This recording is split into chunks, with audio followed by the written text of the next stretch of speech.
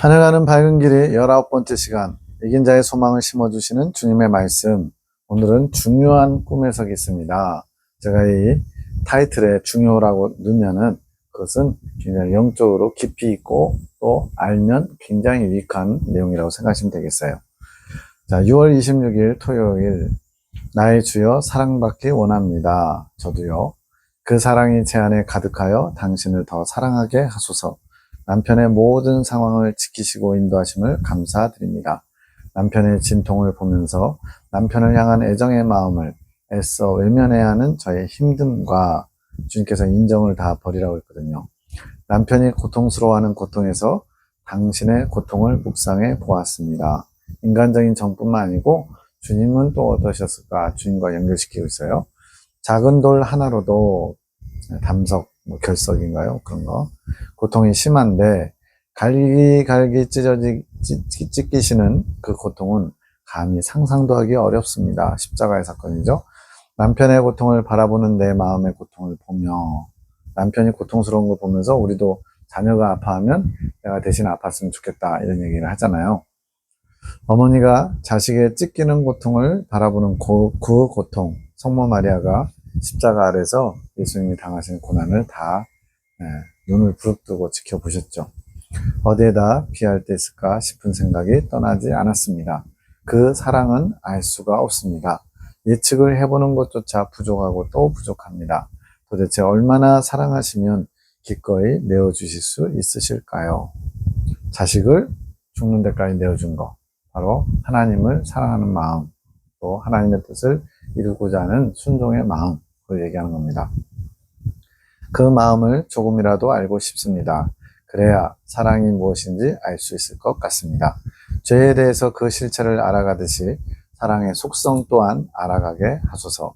이것이 당신의 속성이 아닙니까? 사랑 자체가 아니십니까? 이제는 제게 그 사랑을 채워주소서. 그 사랑이 제 안에 살아 숨쉬기 원합니다. 오늘은 그날을 기대해 봅니다. 계시, 중요한 꿈이에요. 이거 제가 처음 접했을 때 깜짝 놀랐어요. 이런 놀라운 비밀이 있구나. 마귀, 금색 검, 하얀 검. 금색 검과 하얀 검이 뭔지를 알아야 해석이 됩니다. 내가 어떤 건물 안쪽에 있는데 우리 편이라고 생각되는 사람들이 있고 밖에는 적들이 있음. 밖에 보이는 적들이 어린이들이고 갑자기 유치해졌어요. 우리 아군도 어린이라는 느낌이 등. 이건 이제 영적으로 어린아이들이겠죠. 적군 어린이들이 자꾸 우리 앞에 나타나면서 놀자고 우리 편을 유혹함. 내가 그것을 보면서 어린아이로 우리를 유혹하려는 적들의 술수라고 알아져서 경계함. 어떤 성인이 누워있음, 어른이요. 어린아이에 유혹해서 우리 편을 나쁘게 유혹한 사람이라고 알아짐. 어린아이로 미혹을 해서 넘어뜨린 사람. 마귀입니다, 마귀. 그 사람을 잡아 결박한 것. 그 사람을 나의 두 무릎으로 눌러서 도망 못 가게 하고 있는데 그 사람은 웃고 있음. 한번 찔러봐. 죽일 수 있으면 죽여봐. 이런 거죠. 나에게 저 사람을 죽일 수 있는 금색 검이 있다는 것이 알아짐. 꿈은 그냥 어떤 계기를 통해서가 아니라 그냥 알아지는 거예요. 그래서 알아짐 이렇게 할 수밖에 없어요. 땅에 꽂혀있는 그 검으로, 금색 검으로 적을 무릎으로 누른 채 적의 손을 자름, 잔인하게 나옵니다. 목도 금. 그런데 그 사람이 죽지 않은 마귀예요. 그 사람이 몸을 요동치며 반항하자 내가 아군에게 하얀 검을 가져다 달라고 함. 금색 검으로 잘랐는데 안 잘리고 안 죽어요. 그래서 하얀 검이 필요하다고 생각한 겁니다. 하얀 검은 약간 플라스틱 칼같이 보이고 금색 검은 금속 재질인 것 같은, 이 두 개만 봐도 금색 검이 더 좋은 거, 단단한 건 걸 알 수 있죠. 그 하얀 검이 그를 결박하는데 도움이 된다는 게 알아짐. 아군이 와서 하얀 검을 가지고 적을 누르는 것에 도움을 줌. 적군의 잘린 팔이 다시 손이 생겼음. 내가 그 사람을 죽일 수 있는 방법이 알아지는데 예수님의 오상 자리에 팔과 다리 그리고 옆구리 이 5자리에 상처를 내면 되는 것이었음. 적의 손바닥을 검의 끝부분으로 세게 파니 붉은 피가 많이 나옴. 피가 멈추지 않고 계속 나옴. 다른 선도 그렇게 하면서 꿈이 끝남. 이건 잔인한 꿈이 아니고요. 중요한 말씀이 있어요. 자, 해서 그 죄성은 지금 넘어져 있는 그 남자 성인 말합니다. 너희의 장성하지 못한 어린 마음, 그래서 적군 어린이, 아군 어린이 이렇게 나왔었죠. 아직 덜 성장한 어린 마음들, 영혼들을 유혹하고 또 자신이 어린아이와 같이 나타나면서 너의 경계를 늦추려고 하지. 마귀의 술수죠. 그 죄성의 유혹 방법을 아는 너는 그것을 경계한다. 그것이 깨어있는 자의 시각인 것이다. 내가 생각하는 아군은 너의 자아다. 너 자신이라는 거예요. 나 중심적으로 변한 자아. 연단을 통해서 그렇게 됐겠죠. 영적 성장을 이룬 겁니다. 그러나 그런 자아를 죄성은 늘 유혹한다. 더 깊은 악을 탐할 수 있도록. 즉 영적으로 성장하면 성장할수록 더 은밀하고 더 강한 유혹과 더 강한 것으로 넘어뜨리려고 한다는 거죠. 그런 자아가 유혹에 넘어가지 않기 위해 레이다처럼 깨어서 보려고 하는 너는 영감이다. 영감이 아니고 영적인 감각, 어떤 하나님의 뜻과 마귀의 뜻 이런 것들을 분별할 수 있는 분별력을 가진 영감이에요. 그 영감이 죄성의 유혹에 더 나아가 마귀의 유혹에 넘어가지 않도록 자아를 보호하는 것이지. 그러나 너희는 연약하기에 그런 아이의 유혹에 무장해제가 되어 방심한다는 거죠. 이 정도야 적당히 타협하고자 하는 마음. 그들을 쫓아가려고 하지. 꼬임을 당한 겁니다. 그러면 죄성에 자아가 순종하는 것이다. 죄를 지을 수밖에 없는 상황에서 죄성이 발동하니까 그냥 넘어진다는 거죠. 적군의 영역에 너의 자아 중 어느 부분이 넘어간 것, 즉 어느 정도 죄에 발을 들이는 겁니다. 그러나 영감이 강해지면 이것이 죄구나, 이것이 악한 것이구나, 마귀의 계기구나, 이것이 하나님이 기뻐하시지 않는 거구나, 이런 것들을 알게 되면 죄성을 결박할 수 있노라. 결박된 죄성을 죽이는 작업에는 특별한 검이 필요하다. 나의 진리의 검. 그 진리의 검이 죄성을 도려내노라. 팔을 도려내고 목을 도려내고 하지. 영감이 그 진리의 검을 사용하게 가능케 한다. 진리의 검은 나의 핏된 사상의 검이다. 하나님의 빛으로 충만한 그런 검이래요. 나 중심적인 사상을 가진 사람일수록 그 검이 날이 서고 빛이 난다. 더 철저하게 죄와 의를 구별할 수 있고 또 죄를 물리칠 수 있는 능력이 있다는 거죠. 능력의 검이 된다. 그 검은 마음밭에 꽂혀 있다. 그래서 언제든지 뽑아서 쓸 수 있다는 거예요. 내 마음밭에 꽂혀 있으니까. 죄성을 물리쳐야 하는 순간 그 검이 일하는 것이다.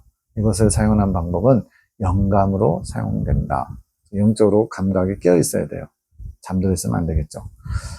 나를 아는 영적인 감각으로 나를 인지하도록, 예수님을 인지하도록 내가 너희에게 준 영적인 감각으로 그 검이 사용되는 것이다. 영감이 어느 정도 발달한 사람들, 이건 은사적인 측면이라기보다는 영적으로 성장하면 영감이, 오감이 열려서 좀 더 주님의 뜻을 알아가게 됩니다.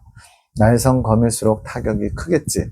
너희의 깨인 영적인 감각이 죄성을 물리칠 수 있는 깨달음을 주고 음성을 들려주는 등의 일을 하는 것이지. 주님의 마음을 알고 주님의 뜻을 잘 분별하게 되는 거죠. 너희는 죄성을 너희 의지로 물리치려고 했다. 이게 대다수 또 저희 핵심 진리를 가르치는 저희 교단에서도 우리의 의지를 많이 사용하려고 했어요. 그 의지의 상징이 너의 아군이 든 하얀 검.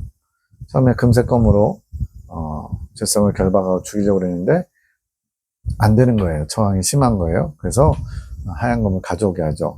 내가 든 금색 검보다는 작고 견고해 보이지 않지. 플라스틱 검처럼 보이죠. 그러나 그 검도 일을 해야 그 죄성을 결박할 수 있다. 자, 다시 정리하면 그 죄성인 그 남자, 그거를 완전히 죽이기 위해서는 금색 검으로 해야 돼요. 그런데 반항을 해요. 막 빠져나가려고 그러고 몸부림쳐요. 그거를 결박할 수 있는 검은 바로 하얀 검이에요. 그럼 순서적으로 금색 검으로 결국은 없애야 되지만 먼저 결박을 시키는 하얀 검이 먼저 작동해야 된다는 얘기죠. 의지로. 그러나 그 하얀 검은 금색 검을 돕는 역할이다. 이게 중요해요. 네. 그 의지로 끝까지 죽일 수 있는 게 아니고 단지 죄성을 결박할 수 있는, 즉 금색 검을 작동시킬 수 있는 보조장치로서 필요한 게 의지라는 거예요. 근데 그 의지가 주된 것처럼 하면 결코 죄성을 막을 수 없고 죄성이 오히려 우리를 잠식해 간다는 거죠. 금색검이 주다. 그것이 더 중요하다. 그 하얀 검으로 죄성을 결박하고 죽이려고 하면 힘이 많이 드는 것. 엄청난 의지의 사나이라면 죽일 수 있는지 어쩐지 어쨌든 힘이 많이 든다. 아마도 죽일 수는 없을 거예요. 굉장히 힘 빠지는, 진 빠지는 그런 싸움이 된다는 거죠. 그 하얀 검은 영감이 진리의 검인 금색검을 들고 죄성을 죽이려고 할 때 그 역할. 그러니까 먼저 앞서가는 건 금색검이에요. 주님의 말씀의 검, 진리의 검, 빛된 사상의 검. 이것이 죄성을 결박하려고 하는데 그 다음에 우리의 의지가 거기에 수반되는 거죠. 그래서 보조 역할을 하는 거죠. 자아의 의지는 그렇게 돕는 역할이다.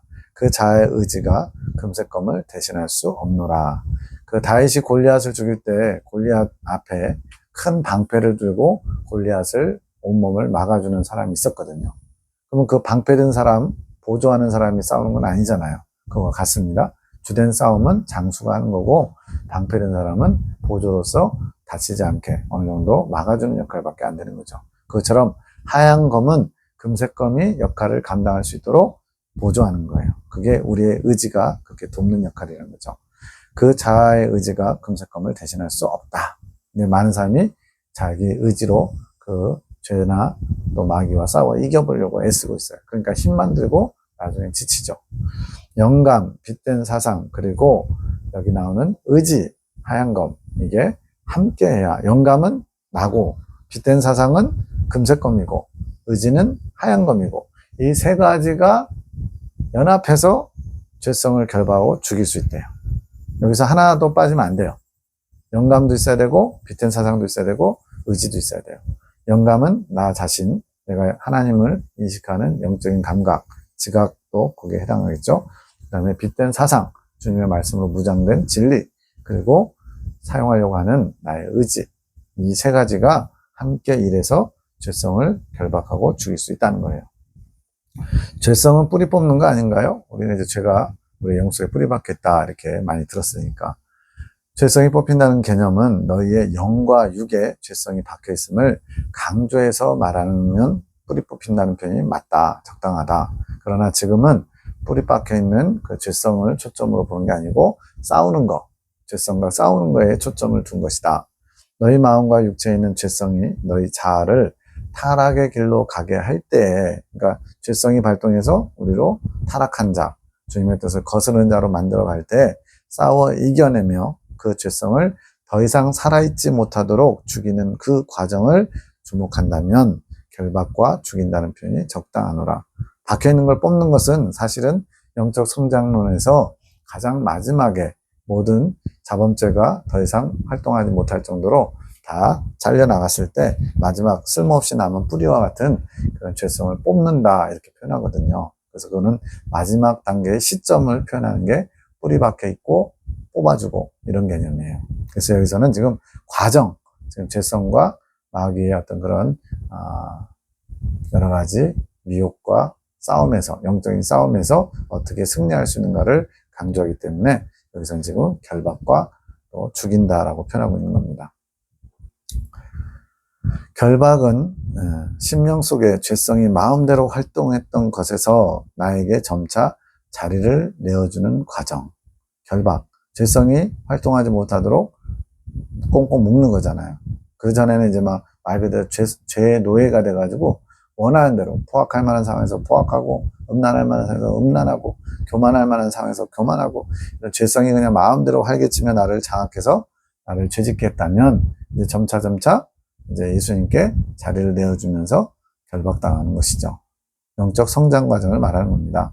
그리고 그 죄성이 뿌리 뽑히는 것은 죽는 것으로 상징되지. 영적 성장을 다 이루고 마지막 단계에서 그 죄성을 죽이는 과정이 쉽지 않구나. 네가 많은 애를 써야 하지.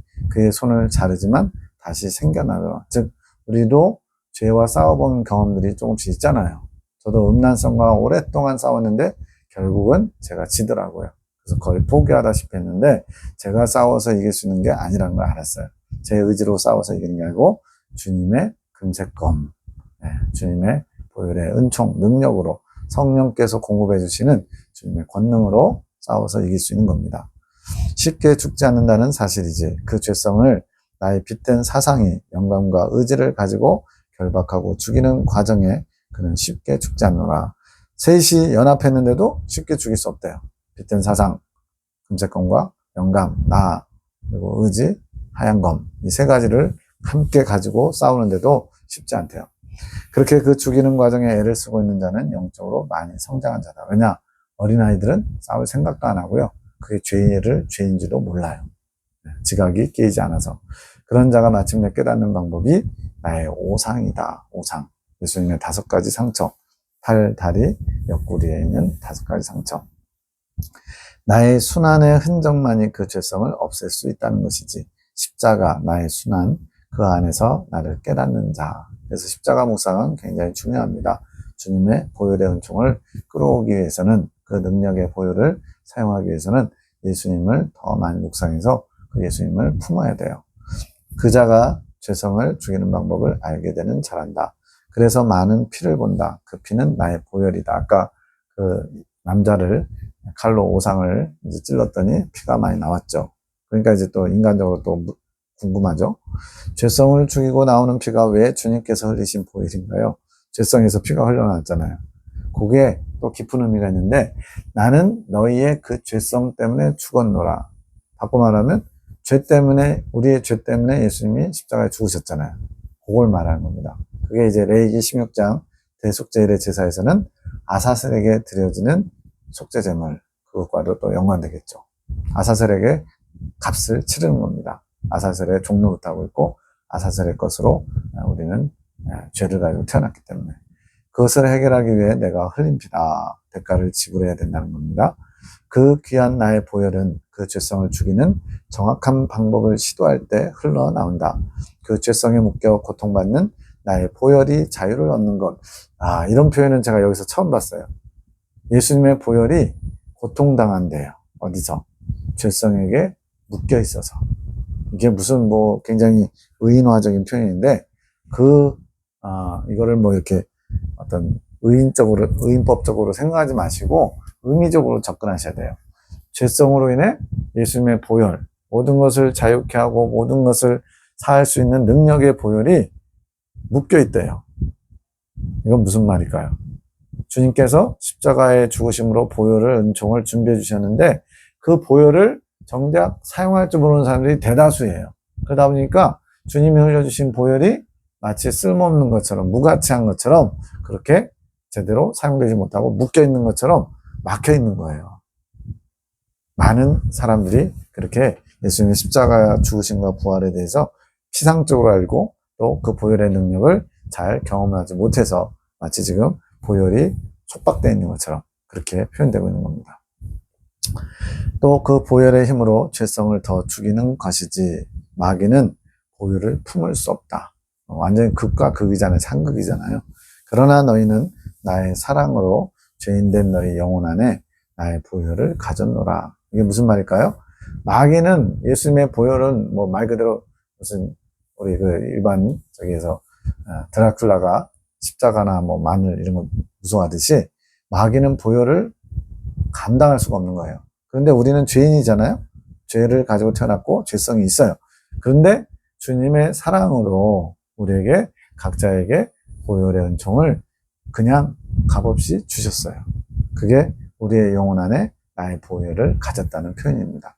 그 보혈의 능력이 죄성에 갇혀 나오지 못하는 것. 그러니까 주님이 보혈의 능력을 주셨는데 우리 안에 죄성이 있잖아요. 그게 어린아이 단계에서 예수님의 보혈도 잘 인식하지 못하고 잘 사용하지도 않고 그러다 보니까 마치 보혈이 죄성에 갇혀 있는 것처럼 그게 이제 어떻게 되겠어요? 점점 영적으로 성장하면서 예수님의 보혈의 가치를 알게 되고 그 보혈을 사용할 수 있는 방법도 알게 되고 그게 이제 영감, 빗된 사상이 점점 자라나는 거죠. 그렇게 되면 죄성에서 빠져나와서 이제는 죄성을 죽일 수 있는 능력의 보혈이 된다는 겁니다. 그 보혈을 힘입어 너희는 더 강인하게 될 것이다. 너희 죄성을 결박하고 죽일 것이니라. 이것이 나의 힘으로 죄성을 이기는 방법이다. 즉 내가 죄와 싸워 이기는 게 아니고 내 안에 이미 주님이 베풀어 주신 보혈의 은총을 사용해서 죄와 싸워 이길 수 있다는 겁니다. 많은 이들이 자신의 의지로 했기에 나의 보혈의 능력을 사용하지 못했다. 이게 하얀 건 가지고, 플라스틱 같은 하얀 건 가지고 아무리 죄성을 내리치고 자르려고 해도 자를 리가 없죠. 플라스틱 검으로 어떻게 그 죄성을 자를 수가 있겠어요.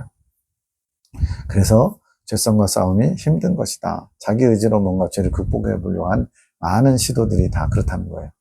너희 동산에 있는 진리의 검을 취해라. 이거는 지금 우리가 보고 있는 예레미야 기도문을 통해서 주신 계시의 말씀들을 말하는 겁니다. 이 말씀들이 진리의 검이 된다는 거예요. 이제 이걸 부정적으로 보시는 분들은 이게 무슨 진리의 검이야 할 수 있는데, 성경과 같이 이 안에 주님의 깊은 뜻, 놀라운 뜻이 담겨 있잖아요. 우리는 어디에 기록되느냐가 중요한 게 아닙니다. 가죽에 기록되어 있으면 귀한 주님의 말씀이고, 그냥 종이에 기록되어 있으면 덜 귀한 건가요? 아니면 길에 있는 바위 덩어리에 예수님의 말씀이 기록되어 있으면 그거는 뭐 말씀이 아닌 건가요? 그렇게 우리의 인간의 관점으로 접근하면 안 되는 거예요. 이렇게 주님의 보혈을 사용하는 방법을 알려주시는 이것이 진리가 아니면 무엇이 진리겠습니까? 나는 과연 보혈을 사용할 수 있는 능력을 가진 자입니까? 이것을 판단하기 전에, 비판하기 전에 정말로 내가 여기에 기록된 것처럼 예수님의 보혈을 사용할 수 있는 방법, 또 지혜, 이런 걸 갖고 있는지 돌아보시길 원합니다. 그것은 그곳에 꽂혀있는 금색 검이다. 지금 여기에 담겨있는 주님의 보혈을 사용할 수 있는 방법, 이런 진리들이 바로 금색 검과 같은 거예요. 자아의 하얀 검이 아니다. 그 금색 검이 나의 보혈의 능력을 사용할 수 있게 할 것이다. 그래서 너희의 사상 개조가 매우 중요하다고 내가 계속 말하고 있다. 사상 개조. 저도 처음에는 이 연단은 사상을 개조하는 겁니다 라고 알려주셨는데 이해가 안 됐어요. 뭐 지성적인 건가? 이런 건 줄. 근데 여기서 말하는 거는 단순히 지식이 아니고 나를 완전히 장악하고 있는, 내가 어떤 판단을 하고 결정하고 또 어딘가를 가게 하는 그러한 모든 것의 원인자와 같은 것이 우리의 사상이에요. 그래서 종교전쟁 보면 어때요? 내가 믿는 종교를 지키기 위해서 목숨까지 불사하잖아요. 또 어떤 사람들끼리 서로 어떤 의견이 충돌할 때 어떻게 해요? 정말 너 죽고 나 죽자 식으로 아주 막 진짜 물불 안 가리고 싸우잖아요. 왜 그래요? 지금 뭐 여당과 여당 각자 추구하는 그 가치관이 다르잖아요. 그래서 막 엄청나게 싸우는 거예요.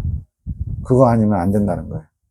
이런 사상이 얼마나 무서운 것인지. 근데 이 사상이 나 중심적인 육적인 사상에서 하나님 중심의 사상으로 개조가 돼야 되는 거예요. 그게 바로 연단의 목적입니다. 뭐 감정을 개조한다? 뭐 감정도 추스르고 뭐 이런 과정이 필요하겠죠. 근데 더 중요한 것은 내 안에 있는 어떤 가치관, 신앙관, 세계관, 영적인 사고, 이런 모든 것들이 다 나를 움직이게 하는 원동력이에요. 그래서 그것이 하나님 중심으로, 모든 것을 진리 중심으로 바꿔나가야 되는 겁니다.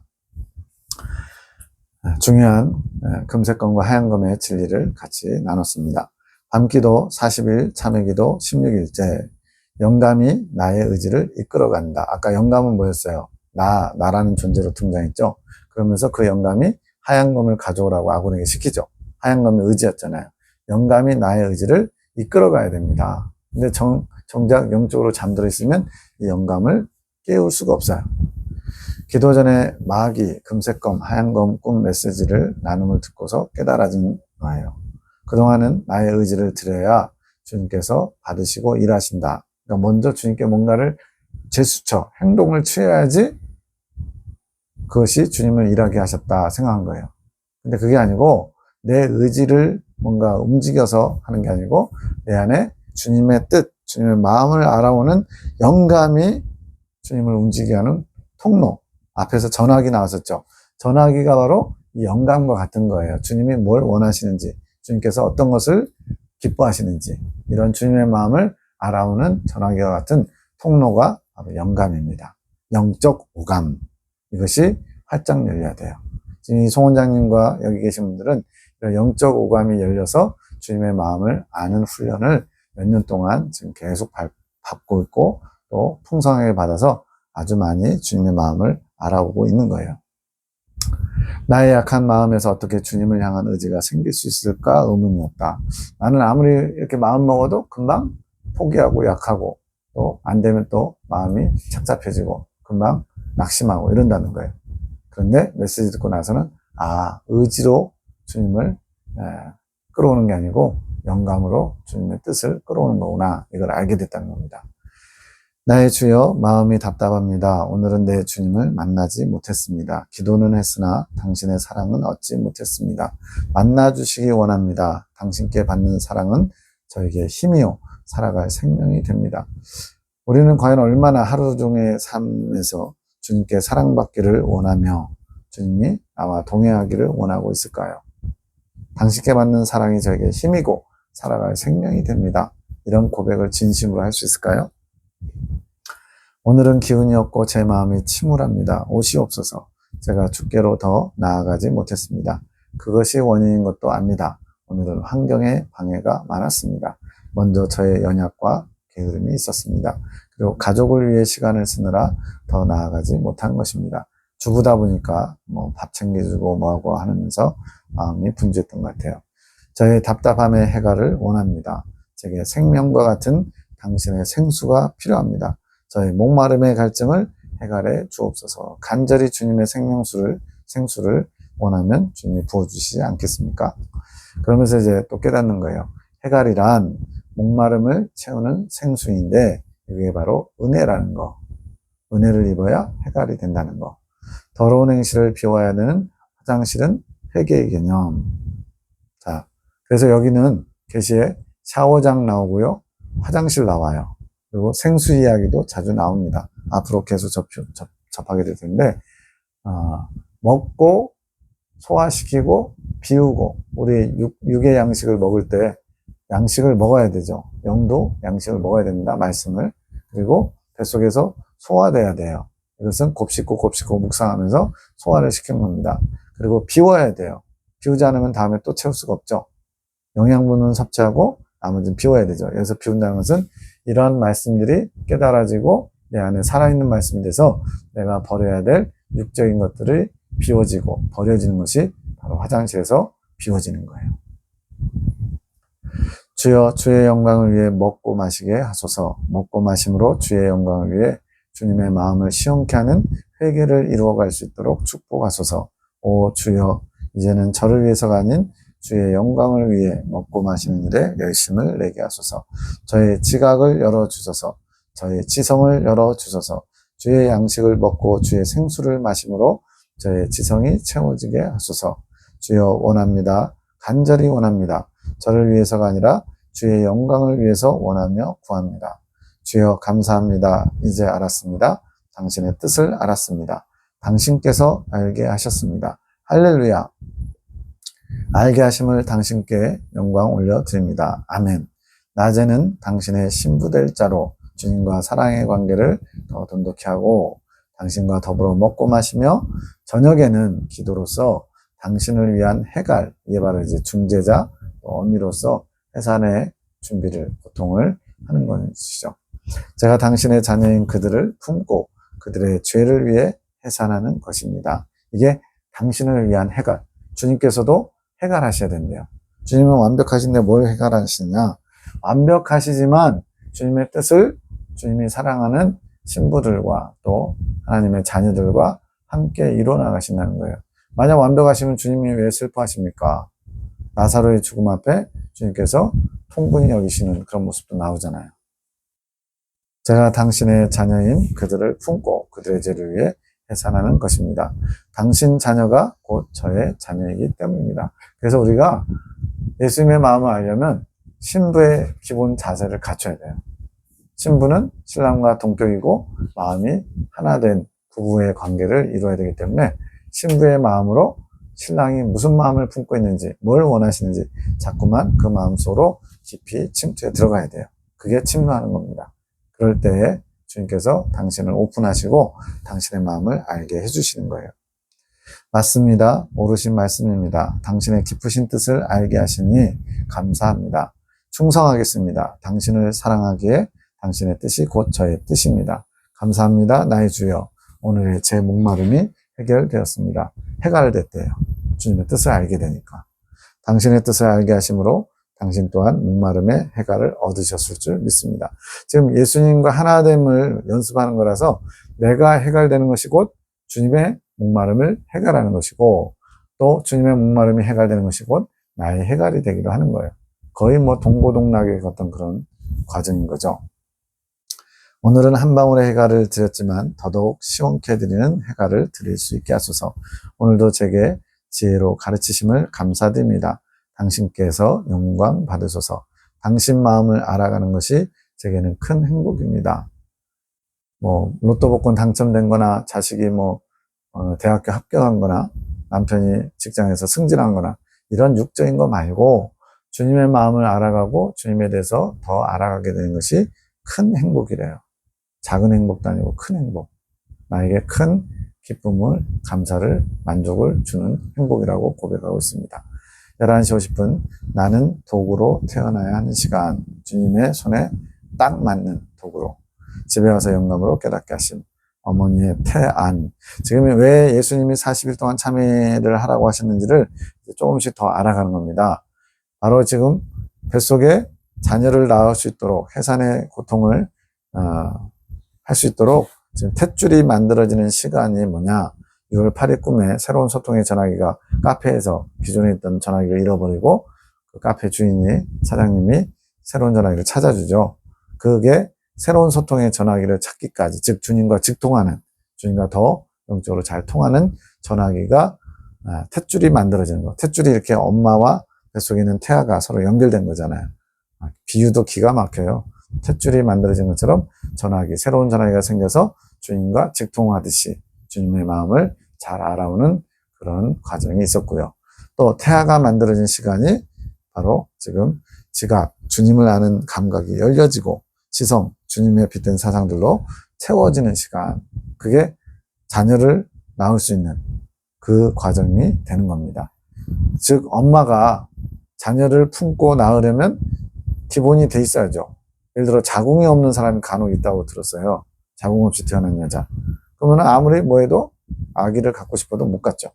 자궁도 있어야 되고 또 그 아이를 뱃속에 품을 수 있도록 엄마가 나이도 건강도 있어야죠. 나이가 70, 80대는 할머니가 아기 가지면 어떻게 해요? 큰일 나죠. 감당을 못하죠. 이런 것처럼 태아가 만들어지는 시간, 이런 것들을 위해서 지각과 지성이 온전히 주님을 향해 열리고 채워지고 이렇게 돼야 된다는 거예요. 그래서 다른 데 지성이 깨인다 이런 표현이 있는데 이거는 시작점이고요. 여기에서는 좀 더 깊은 거, 좀 더 고차원의 수준의 지성이 채워지는 겁니다. 6월 27일 아침 5시 45분, 새벽 5시 45분에 그것이 행복이라오, 이런 은혜와 같은 찬양 지으신 분이 한 거 있죠. 세상에 할 수 없는 하나님 선물, 이런 나의 영이 찬양하는 소리에 잠을 깬다. 저도 이것 좀 경험해보고 싶어요. 내 영과 내 혼이 온전히 하나가 될 때는 잘 알 수 있는데 영과 혼이 죄로 말미암아 분리된 상태, 대부분이 그렇다는 거예요. 그러다가 영과 혼이 일치를 이루게 되면 이제 영의 사람이 되는 겁니다. 그래서 영이 찬양하는 소리를 듣고서 깨어났다는 거예요. 행복하대요. 앞에서 당신을 알아가는 것이 큰 행복이라는 표현을 했어요. 주님에 대해서 좀 더 알았기 때문에 행복한가 봐요. 아침 8시 55분, 나의 주여 당신만을 더욱 사랑하게 하소서.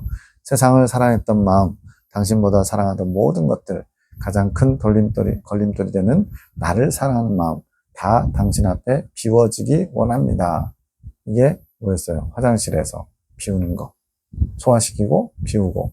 이게 비워져야만 주님의 것으로 채울 수 있기 때문에. 다 비우지 않은 상태에서 주님의 것, 보배로운 걸 담아주면 어떻게 돼요? 오염되겠죠. 깨끗하고 정결하고 정말 귀하디 귀한 보배가 망가지는 거죠.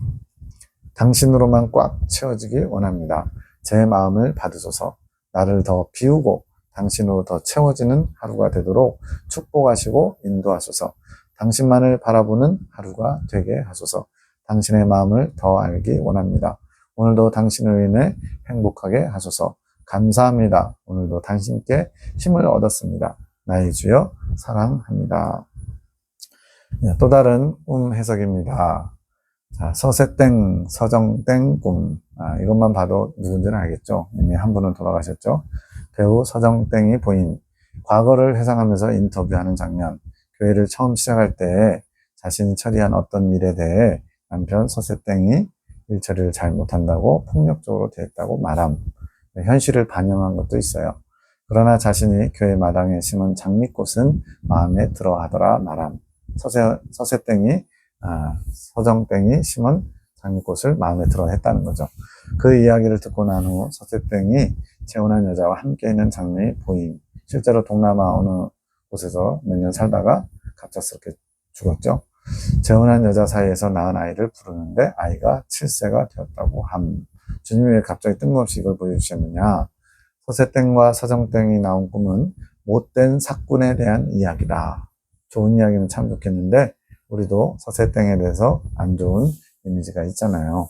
못된 사꾼의 본보기라는 겁니다. 그는 나에게 큰 치리를 받을 것이고 회개함이 없다면 구원받지 못할 자니라. 21년도 6월이니까 아직 그가 살아있을 때예요. 그가 작년에 죽었나요? 네, 아무튼 이미 주님께서 전혀 연결고리가 없는데 여기서 서세땡에 대해서 주님이 말씀하고 계신 거예요. 우리에게 교훈을 삼으라고. 실제로 그런가요? 아니면 상징인가요? 상징도 되고 실제도 된다. 즉 주님 보시기에 이미 서세땡은 못된 사꾼이라는 거예요. 자신의 이익을 위해 나의 종의 신분, 목회자죠. 신분을 이용하는 자다. 그는 사꾼이다. 목자가 아니다. 우리가 사꾼 목자라는 표현을 쓰지만 사꾼은 그냥 사꾼이지 목자가 아닌 거예요. 그런 목회자들이 수두룩하구나. 이 표현에 우리는 다 찔려야 돼요. 왜? 온전한 목회자 찾기가 거의 어렵거든요. 저도 마찬가지고. 내가 그런 이들이 나의 예배당에 설 때, 즉 설교 단상, 하나님의 말씀을 대언하는 자리에 설 때 나는 역겨움을 느낀다. 뱃속 깊이 구역질이 난다. 주님의 그 어떤 아픈 마음, 고통스러움을 느껴야 돼요. 더럽혀지는 것이다. 주님의 말씀 자체가 더러워지는 거예요. 내 몸과 보혈이 모두 더럽혀지는 것이다. 누가 길 가는데 갑자기 온물, 똥물을 끼얹는다고 생각해보세요. 얼마나 기분 나쁘고 찝찝하고 불쾌하고 구역질 나겠어요. 주님이 그거를 수도 없이 지금 겪고 계신 거예요. 누구 때문에? 우리 같은 사꾼 목자들이 많아서. 주일마다 그 일이 벌어지고 있는 겁니다. 우리는 주님 앞에 죄송하고 또 죄송해야 돼요. 서세땡의 옳지 않음은 목회자의 부덕을 넘어 악을 추종하는 것이다.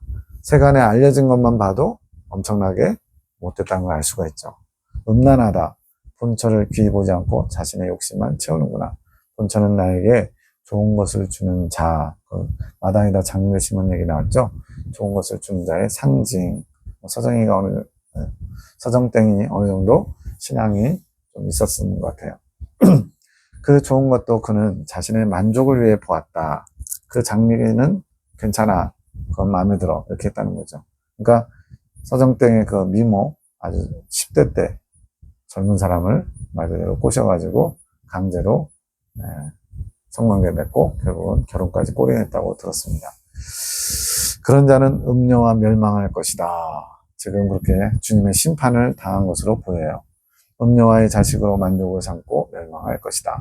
목자된 자들은 자신이 그 불의한 서세땡의 모습이 있지 않은지 돌이켜 보아야 한다. 그런 자들이 매우 많다. 나는 그것이 힘들구나. 주님은 날마다 모욕당하시는 거예요. 날마다 그 똥물을 뒤집어 쓴 것 같은 구역질 나는 일들을 당하고 계신 거예요.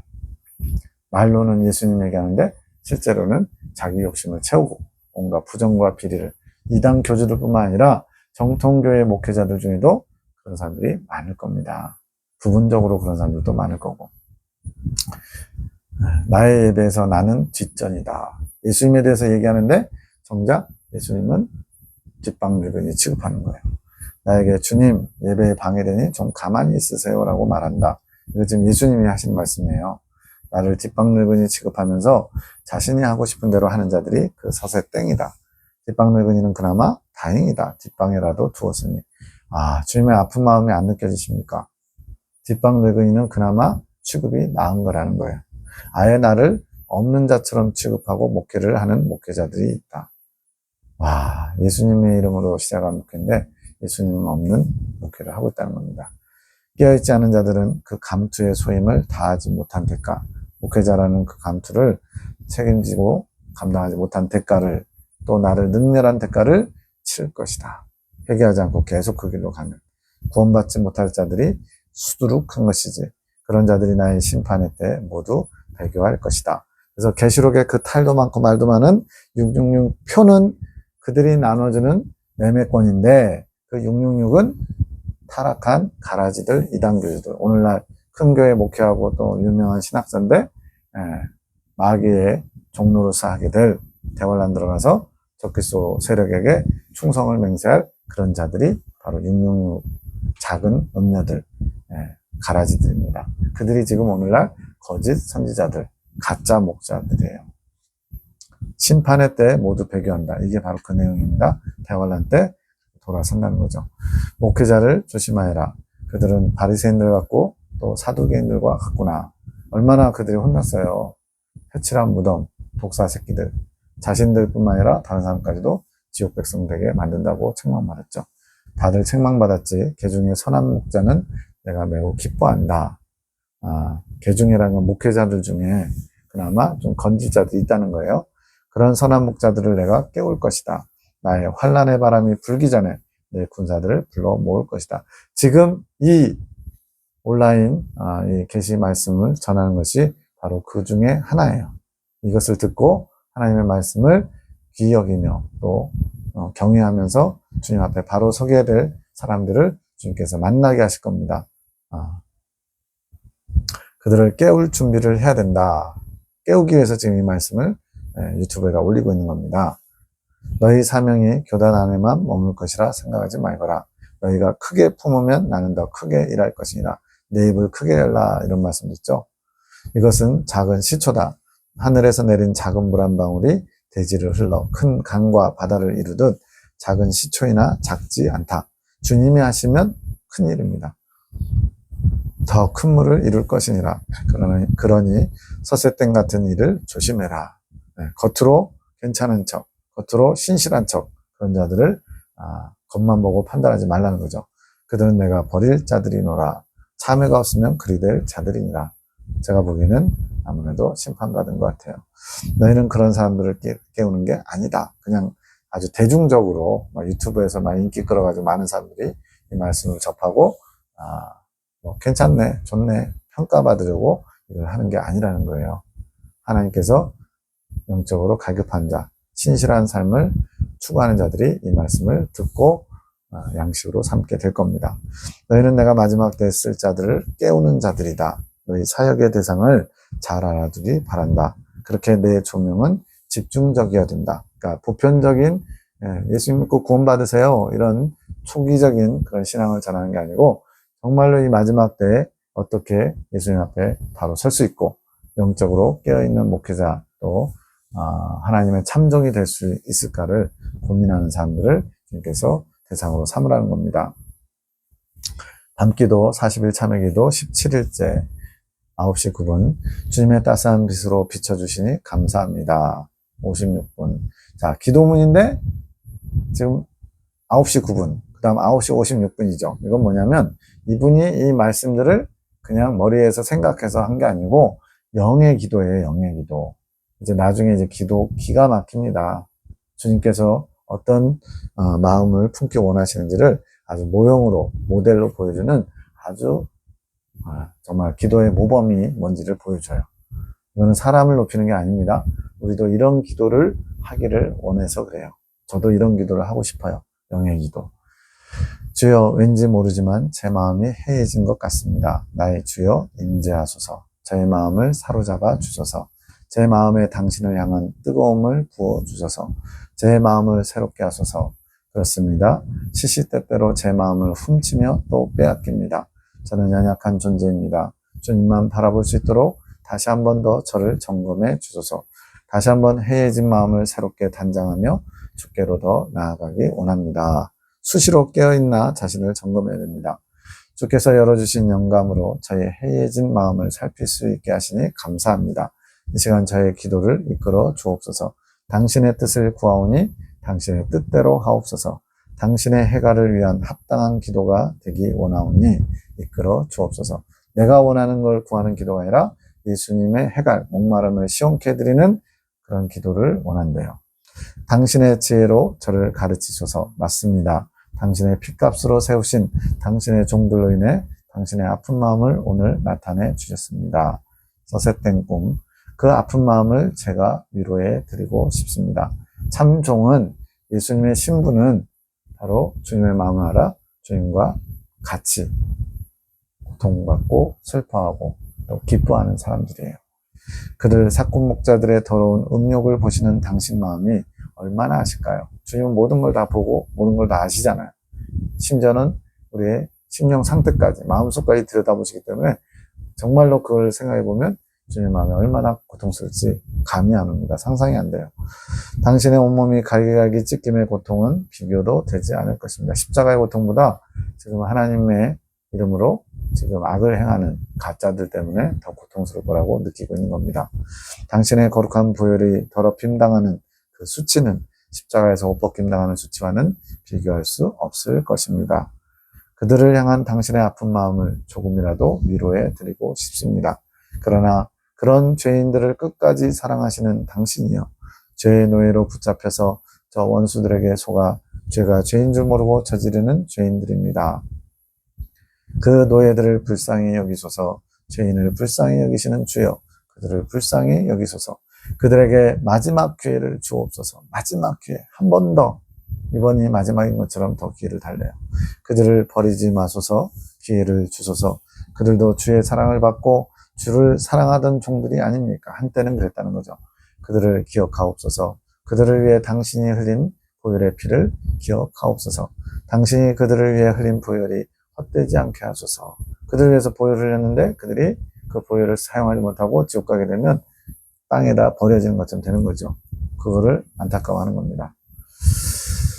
그들을 위한 당신의 희생이 사망에 이르지 않고 생명이 되게 하소서. 당신께서 미천한 저를 당신의 중재자로 두셨습니다. 당신의 뜻을 기억하옵소서. 당신께서 허락하신 중재의 뜻을 기억하옵소서. 당신의 종들이 양심에 화인 맞은 자들이 아니라면 당신께서 오시기 전에 딱 한 번의 기회들을 주옵소서.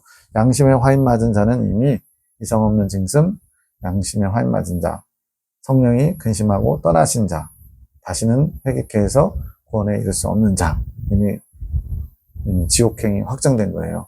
그런 자들이 아니라면 한 번 더 주님의 재림 전에 돌이킬 수 있는 기회를 달라고 중재자의 마음으로 온 인류의 죄를 위해서, 목회자들 위해서 중재하고 있는 겁니다. 우리도 이런 기도를 해야죠. 당신을 사랑할 수 있도록 기회를 주옵소서.